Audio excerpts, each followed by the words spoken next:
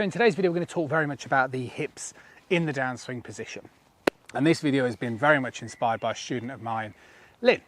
Now, a couple of things. First of all, my general mantra towards golf coaching is to have the most amount of, or the least amount of unnecessary movement as possible, right? And if that's talking about the arms, that means, not excessively moving them, that the wrists don't unnecessarily move them. And one of the areas that I've often spoken about is the lower body. Now, if I put the golf club through my sort of belt loops here, what often happens with a lot of amateurs is when we turn, we just turn everything together and you turn the hips excessively. And this is a really common problem because if you turn just as much as you possibly can in the backswing position, the reality is you're not going to have fast enough hips to open them up enough to sequence the golf swing correctly, and you often get stuck and then you're just trapped, right?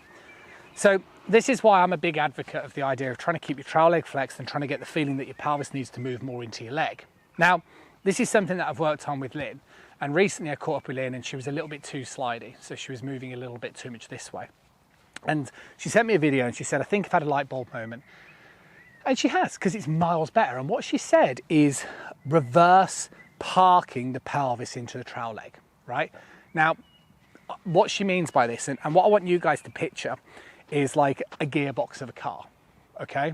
So it's obviously going to be different if you drive automatic and driving on different side of the roads, but let's throw a few pictures up just for ideas. So if we kind of imagine that if I was going to be facing you guys, I want to kind of move in my backswing position. I want to imagine that there's like a sixth gear, right? And the sixth gear is kind of located down by my right ankle here, okay, like so.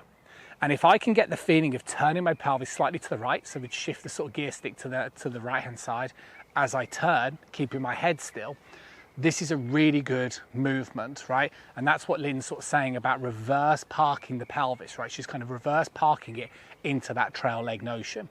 And that's a really good way, I think, of picturing and feeling that golf swing, okay? And then as you come into the downswing, then obviously you have to match that up, right? So then you need to feel like your pelvis is going to move to the left, so it's moving towards the bottom left side of your lead ankle. So where I'm holding the butt of the club here by my lead ankle, I'm trying to feel like my pelvis is going to move left as it turns, and that is again a good idea of, should we say, moving into that sort of theoretical second gear. Now, I'm not going to get too obsessed about the gear systems because I'm sure it's going to be quite complicated for different people driving different cars and different ideas, but I'm sure you understand the point of trying to isolate the pelvis motion, so to try and feel like the pelvis is moving into a leg and into a leg. And this is so critically important because, like I said, the video is all about the hips in the start of the downswing, but what's the priority, and students of mine will know this, is you've got to be able to keep your head still in the backswing as you turn your pelvis into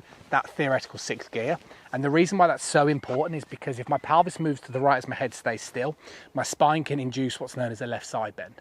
And if you induce a left side bend as you initiate the downswing, you momentarily hold this, which makes clearing that left hip really easy.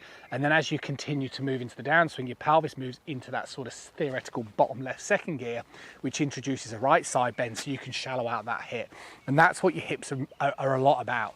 Allowing your pelvis to move from right to left whilst your head stays still induces tilts. So in the backswing, if you do this movement correctly, you should notice your left shoulder drops. In the through swing, you should notice your trail shoulder drops. If it works for you, you can thank Lynn. If it hasn't worked for you, you can blame Lynn. I'll see you soon.